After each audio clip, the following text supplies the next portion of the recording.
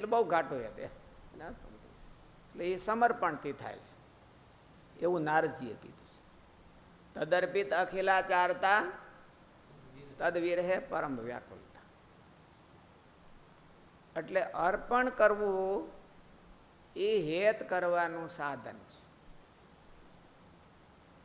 કોઈ તમને આપણને એમ થાય કે આપણે ભગવાનમાં હેત કરવું છે તો કંઈક અર્પણ કરો, કંઈક સમર્પણ કરો, કંઈક ડેડિકેશન કરો એટલે હેત થાય.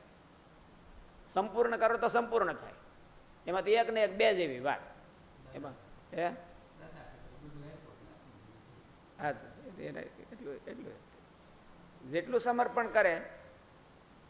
બધા નંદ સંતોએ મહારાજને જીવન સમર્પણ કરી દીધા હતા એટલે એ તો મરજેવા થઈ ગયા હતા. એટલે એને મહારાજ સિવાય બીજું કઈ હતું જ નહીં. સમર્પણ કરે એટલે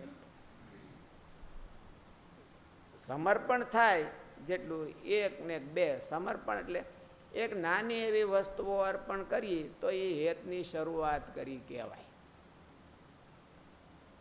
સમર્પણ બે ત્રણ વસ્તુમાં થાય છે. એક તો પદાર્થનું સમર્પણ કહેવાય. લઈને આપણે દર્શન કરતા હોય ને ગ્રહસ્થ દર્શન કરતા હોય ને 5 રૂપિયાની નોટ છે એ ભગવાનમાં ઓલા ગલાપેટી નાખે એટલે એને ભગવાનને 5 રૂપિયાનું સમર્પણ કર્યું કહેવાય. આપણી પાસે રૂપિયો ન હોય તો આપણે સમર્પણ શું કરીએ? તો ક્રિયાનું હતે સમર્પણ થાય. હું એના ફેવરમાં ક્રિયા કરું, આવીને મંદિર વાળી નાખું તો ક્રિયા કરી, પણ શું કરવાને?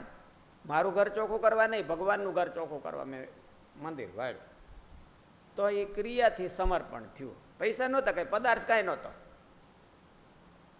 અને ક્રિયાથી સમર્પણ થયું. આપણે સેવા કરતા હોય તો એ ક્રિયાથી સમર્પણ થયું. અને ભાવનાથી હોતે સમર્પણ થાય. ભાવના. ભીષ્મ પિતા બાણશૈયા ઉપર હોતા હતા અને શ્રી કૃષ્ણ ભગવાન આવ્યા પાંડવોને લઈને યુધિષ્ઠિરને કથા સંભળાવવા શાંતિ પર્વની. એટલે ભીષ્મ પિતા તો એવી રીતે હોતા હતા કે એને બધા બધા પગે લાગે, પણ શ્રી કૃષ્ણ ભગવાન આવ્યા એટલે ભીષ્મ પિતા ભગવાનના ભગત હતા ને, એને મરતા મરતા સ્તુતિ કરી છે. એ હતી ભક્તિની સ્તુતિ કરી છે. એટલે એની પાસે કાંઈ કરતા કાંઈ સમર્પણ કે કાંઈ કરવાનું હતું નહીં, એને કરવું જ હતું. એટલે બસ આમ ખાલી ભાવનાથી સમર્પણ કર્યું. ભગવાનને મોઢું મલકાવ્યું છે કે અરે મહારાજ તમે આવી ગયા. અને માલી પાસે એને રૂવાડા બેઠા થઈ ગયા છે એટલે એની ભાવના સમર્પણ કરી દેવાય. એને ભાવના સમર્પણ કરવી બહુ કઠણ છે.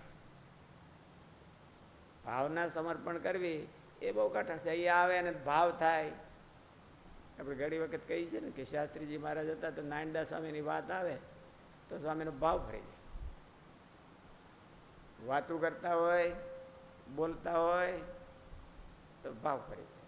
કોઈ માણસ જો સામાન્ય માણસ હોય એને ખબર પડી જાય કે કંઈક ચેન્જ થઈ ગયો એવું. એટલે ભાવ ફરી જાય. ભાવ સમર્પણ કહેવાય. એ બહુ અતિ ઉત્તમ કહેવાય. ભાવ હોય. ઘણી વખત માણસની પાસે પદાર્થ ન હોય અને ક્રિયા કરવાને પણ ચાન્સ ન હોય તો એ ભગવાનને શું સમર્પણ કરે? એની પાસે છે, એની પાસે સમર્પણ કરવાનું છે. બળી રાજાને ભગવાને કીધું, વામન ભગવાને કીધું કે લાવ બધી 3 ડગલા પૃથ્વી લાવી. ત્યારે તો કાંઈ ભાવ જેવું કે એવું કાંઈ એનું રિસ્પેક્ટ હતું ભગવાનને કે ભગવાન છે તો મારે દેવું છે. તો બળી રાજાએ બધી આપી દીધું, ભગવાને માપી લીધું બધું. 3જું પગલું બાકી રહ્યું કે હવે લાવ કે હવે તમારી પાસે કાંઈ મહારાજ છે નહીં કે તો આ તારું શરીર છે એ તારા તું જે હોલ્ડ કરે છે એના કરતાં તારું શરીર મોટું કહેવાય. માલિકી હોય કરતાં માલિક મોટો કહેવાય ને. એટલે તું છો તે ભગવાને એની ઉપર પગ મૂક્યો અને પાતાળમાં મૂકી દીધો એમ. તો એનો ભાવ ન ફર્યો એમ. એને પછી પાછી વાહેથી ભાવ અર્પણ કર્યો. શું અર્પણ કર્યો? મારા માથામાં વાળ છે એ હા, મારા ત્રાંક જેવા રૂવાડા મારા તમને લાગ્યા છે તો જીભથી ચરણ ચાટવા માંડ્યો. જીભથી ભગવાનના વામન ભગવાનના ચરણ ચાટવા માંડ્યો તો ભગવાને કાંઈ લઈ લીધું તો એનાથી વશ નહોતા થયા. એ એના પગ ચાટ્યા ને એમાં ભગવાન વશ થઈ ગયા કે હવે હું તારા દરવાજા રહું, હવે હું તારા અખંડ તારા દરવાજા રહું. તો એવી ભાવના, એને નિષ્ઠા કયો કે ભાવના કયો કે જે કયો, એ અર્પણ કરવાની હોય છે. આપણે ક્રિયા અર્પણ કરીએ, એની જિંદગી અર્પણ કરી દઈએ તો ભાવ આવે નહીં. એવો ભાવ થોડો આવે, એવો ભાવ ન આવે ને. એટલે ભાવના હોતે અર્પણ થાય છે. સ્થૂળ પદાર્થ, ક્રિયા અને ભાવના, એને સ્ટેજ છે, ઉપર ઉપર છે સ્ટેજ. અને એ અર્પણ કરે એટલે પૂરું થઈ ગયું. એટલે એની ધારા જ બધું. હજી તો ખાલી થોડીક ભાવના હોય તો પદાર્થ અર્પણ થાય, વધારે ભાવના હોય તો આપણે આખા ડેડિકેટેડ થઈ ગયા. પણ આપણે ડેડિકેટેડ થઈ ગયા પછી ભાવના, બળીરાજાએ બધું દઈ દીધું અને પોતાનું શરીર હોતે દઈ દીધું તો હજી કંઈક બાકી હતું અને એ દીધું ભગવાનને.